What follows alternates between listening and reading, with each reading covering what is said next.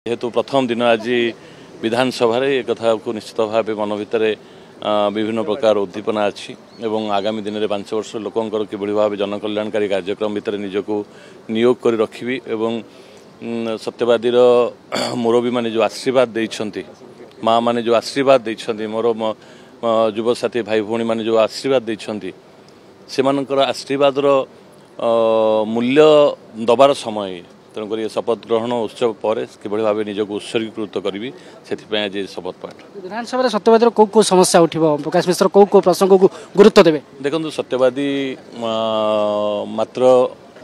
भुवनेश्वर ओडिशार राजधानी ठारू 40 किलोमीटर दूर में अवस्थित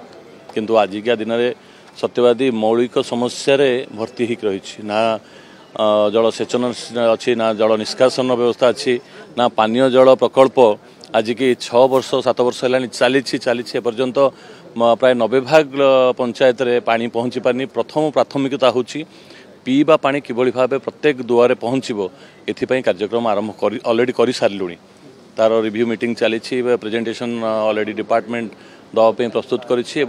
panchayat wise target date fix करुचु किभली भाव प्रति पंचायत रे पानी पहुँचो ता सहित आपण जानिचंती सत्यवादी कणासु दादन खटिबापी बहु संख्यार लोक गुजरात सूरत आरंभ करी केरल पर्यंत लगी धाड़ी किभली भाव से